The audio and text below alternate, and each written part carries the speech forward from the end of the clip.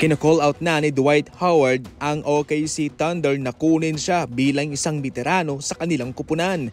Aba, parang nagkataon ba na na-injured sa Chet Holmgren mga idol? Ayon kay Dwight Howard, matutulungan niya kasama si Alex Caruso itong OKC na magkampiyon sa season na ito. Dagdag pa niya, nagawa na raw dati nila ni Alex Caruso yan at kaya siguradong yan ay kanilang magagawa muli sa OKC Thunder kasama ang mga superstar katulad ni Shai Gilgeous-Alexander. Lahat ng mga koponan ay sinusubukan nitong si Dwight Howard. Parang siya'y nagbibiro pero malay natin mayroong kumuha sa kanya. Isa na itong OKC na pupwedeng makinabang sa kanyang depensang na ibibigay. Take note na walang problema ang OKC sa kanilang depensa.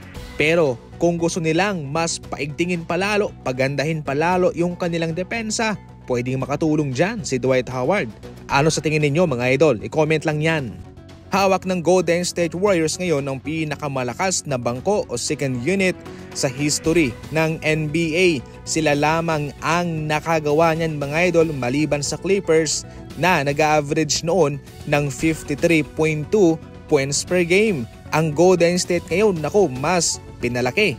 58 points per game ang kanilang kinakamada. Yan ang susi rin sa ngayon sa mga tagumpay na tinatamasa ng Golden State Warriors sa unang buwan ng panibagong NBA season. Yung kanilang starting lineup ay magaling, on point sa depensa kay Stephen Curry pa lang na hindi pa nagpapakita ng anumang kahinaan. In fact, gumagaling pa. Ngayon, sumasabay pa itong kanilang malakas na bangko. Pinakamalakas sa NBA history. Kaya kapag pinagsama-sama, siguradong mahirap talunin itong Golden State Warriors. Hindi naman sa ating sinasabi na hindi na sila matatalo pero so far, hawak nila ang maraming armas ngayon dahil yan sa lalim din ng kanilang roster na hinahawakan. Binak-upan naman ng Nike itong si Giannis, ang kanilang bata, patungkol sa sinabi ni Jaylen Brown na ito'y parang isip bata, childish. Yan ho ang tinawag kasi ni Jaylen Brown sa kay Giannis sa kanilang labanan.